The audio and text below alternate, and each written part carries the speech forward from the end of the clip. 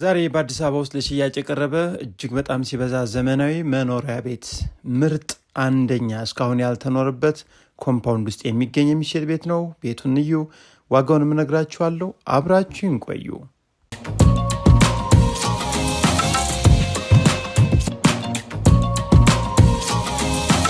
ጤና ይስጥልን። በአዲስ አበባ ውስጥ ቤት መግዛት ለምትፈልጉ ሁላችሁም በአያት፣ በሰሚት፣ በሴሚሲ፣ በለቡ፣ በላፍቶ እጅግ በጣም ዘመናዊ የተለያዩ የቤት አይነቶች አሉ። በቪላ፣ በፎቅ፣ በአፓርትመንት እንዲሁም ቦታ ገዝታችሁ መገንባት ለምትፈልጉም እጅግ በጣም የሚያማምሩ የሚሸጡ ለመኖሪያነት ተመራጭ የሆኑ ቤትና ቦታዎች አሉን። እየደወላችሁ እየመጣችሁ ማየት ትችላላችሁ። ለዛሬ ግን አያት አካባቢ የሚገኘውን ቆንጆ ቤት ይዤላችሁ መጥቻለሁ። እንግዲህ ይህም ቤት ነው ዛሬ በግድም ቢሆን ማሳየት አለብኝ ብዬ ወሰንኩት። አያት አካባቢ እጅግ በጣም ደስ የሚል ነው። ከዋና አስፓልትም በቀኝም በግራም ስለሚገኙ አካባቢያቸው ዞን 5 ዞን 6 እጅግ በጣም ደስ የሚል አካባቢ ነው። ይህ ቤት የሚገኝበት ደግሞ መውጫ መግቢያው 24 ሰዓት ጥበቃ ያለበት እንዲሁም ኮምፓውንዳቸው በጣም በሚገርም ሁኔታ ግቢው፣ መንገዳቸው ሁሉም በአስፓልት የተሰራ ነው። ወደ ዋና ቤቱ ገብተናል። ዋና ቤቱ ስንገባ እንግዲህ ግቢው በምታዩት ሁኔታ ቢያንስ 3 የቤት መኪኖችን የባልና የሚስት አንድ ደግሞ ለልጃችሁ ወይም ተቀያሪ መኪና ቆም ማድረግ ይችላላችሁ። ውጭ ላይ ሆናችሁ በራችሁን በሪሞት ነው የምትከፍቱት። እጅግ በጣም ደስ የሚል እስካሁን ያልተኖረበት አዲስ አበባ ውስጥም ዘመናዊ ቤቶች አሉ። ከነዛ ቤቶች መሃል ይህ ቤት ቁጥር አንዱ ነው ማለት እችላለሁ ማለት ነው። ምክንያቱም የተሰራበት የፊኒሽንግ እቃ እዩት። ከውጭ በሩ ጀምሮ እንዴት እንደተሰራ የተጠቀማቸው የፊኒሽንግ እቃዎች ደግሞ እያንዳንዳቸውን በሚገባ ይባቸው። በመጀመሪያ ደረጃ እንግዲህ የምናየው ግራውንድ ላይ ነው የሚገኘው። ይህ ሳሎኑ ነው፣ የቤቱ ትልቁ ሳሎን። መብራቶችን ቀንሰናል። በጣም ደስ የሚል ላይቲንግ ሲስተም ነው የተጠቀመው። ሁሉንም አላበራ ናቸውም። በአልሙኒየም የተሰሩ መብራቶች አዳዲስ አሁን የመጡ ናቸው። ከዛ ውጭ ሴራሚክም ማንኛውም ነገር ከአገር ውጭ የመጡ እቃዎችን ነው የምታዩት። እንግዲህ ፊት ለፊት ኦፕን ኪችን አለው። ኦፕን ኪችኑ የተሰራበት የእንጨት ስራው እንዲሁም አጠቃቀሙ በጣም ደስ የሚል ለየት ያለ አጠቃቀም ነው ያየሁበት። እንግዲህ እዚህ ላይ ይህ ያያችሁት ኦፕን ኪችኑ ሲሆን ከኦፕን ኪችኑ ጎን ላይ ወይም ከጀርባ በኩል ደግሞ ትራዲሽናል ኪችኑ አለ። ትራዲሽናል ኪችኑ እንግዲህ ይህ የምታዩት ማለት ነው። ስፋቱ ቆንጆ ነው። በዚህ 2 በር በግራ በኩል ተዘግታ ያያችኋቸው አንደኛው የዕቃ ማጠቢያ ነው፣ አንደኛው ስቶር ነው። ከዛ ውጭ ቦይለር ምንም ነገር የተገጠመ ሲሆን ሰፋ ያለ ፕሮግራም ዝግጅት ቢኖርባችሁ ይጠበናል ብላችሁ የማታስቡት ነው። እዚህ ላይ የምታዩት እንግዲህ ስቶር ነው ለኪችን ቤቱ ማለት ነው። ከዛ ውጭ 100% የምትወዱት ቤት ነው። ንጹህ፣ ዘመናዊ፣ ጸዳ ያለ ቤት፣ በጣም ጥሩ ሰፈር ላይ የተገነባ ቤት ነው። ይህን ቤት ነገ ዛሬ ሳትሉ መታችሁ እዩት። ከሻጩ ጋር ተገናኙ። ከምንም በላይ ደግሞ ቤቱ የተሰራበት አካባቢና የቤቱ ፋይል በጣም ምርጥ ነው። ወዲያውኑ ገዝታችሁ ወዲያውኑ መዞር የሚችል ነው። ይህን ቤት በባንክ ሳይሆን ደግሞ በካሽ ለምትገዙ ነው ሽያጭ ላይ ወጥቶ የሚገኘው። እንደምታዩት እንግዲህ የቤቱ ከፍታ ይህን ይመስላል። አሁን ወደ አንደኛ ፎቅ ጉዞ እያደረግን ነው። የደረጃ ሴራሚክ አሰራሩ ግራናይቱ በሚገርም ሁኔታ ነው። አንድሪል ወይም መደገፊያው የተሰራው በግላስ ነው። ከዛ ውጭ እዚህ ላይ የምታዩት ነገር ኮሪደሩ መተላለፊያው በጣም የሚያምር ነው። በመጀመሪያ ደረጃ የማሳያችሁ ደግሞ አሁን የቤቱን ትልቁን መኝታ ቤት ነው። አንደኛ ፎቅ ላይ ነው የሚገኘው። ወደ ትልቁ መኝታ ቤት እየገባን ነው። ትልቁ መኝታ ቤት እንግዲህ የተጠቀማቸው ቁም ሳጥን በጣም ደስ የሚል አይነት አሰራርን ተጠቅሟል። እንግዲህ እንደምታዩት የላይቲንግ ሲስተሙ፣ የመኝታ ቤት ስፋቱ እንዲሁም የተጠቀማቸው ሴራሚክ ልዩ ናቸው። እስካሁን እንግዲህ በርካታ ቤቶች ላይ እንደዚህ አይነት ማቴሪያሎች ተጠቅመው አታዩም። ስለዚህ ይህ ቤት እንግዲህ ቆንጆ ቤት ነው ብለን እንግዲህ ለዛሬ ያመጣንላችሁ እንደሚመጥናችሁ ስላወቅን ነው። ይህ የምታዩት የመልበሻ ክፍሉ ነው።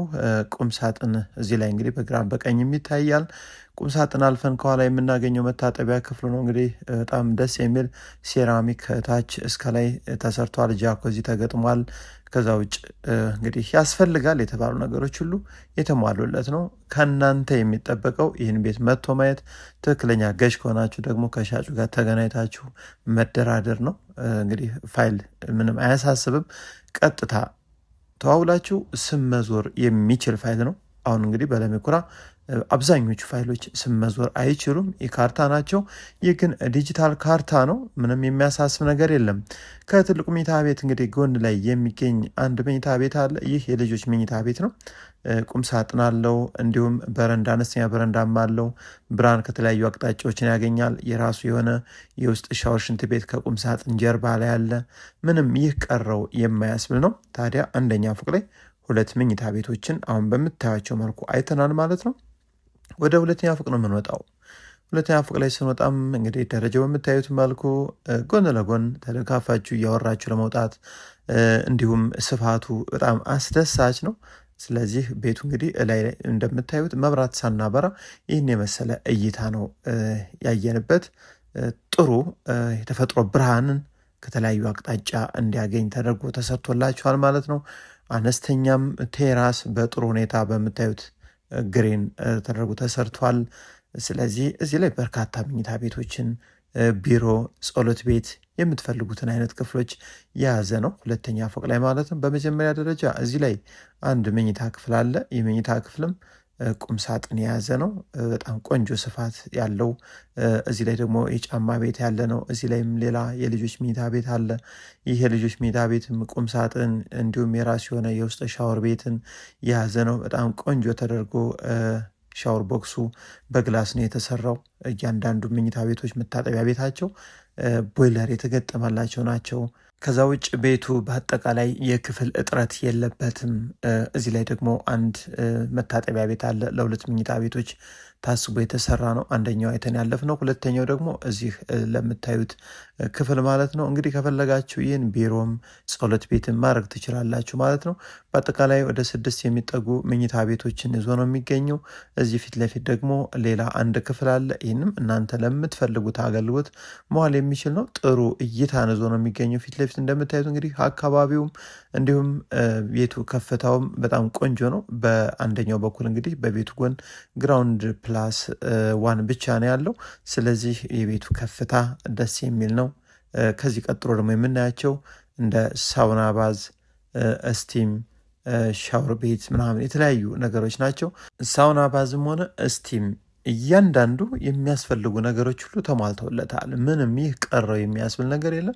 እዚህ ላይ የምታዩት እንግዲህ ወደ ሻወር ቤትና ሽንት ቤት ሻወሩ እዚህ ላይ ነው እንግዲህ ሁሉም ነገሮች ይዟል እንደምታዩት ማለት ነው። የተጠቀማቸው የፊኒሽንግ እቃ የተገጠሙ እቃዎች እጅግ በጣም ብራንድ የተባሉ ናቸው።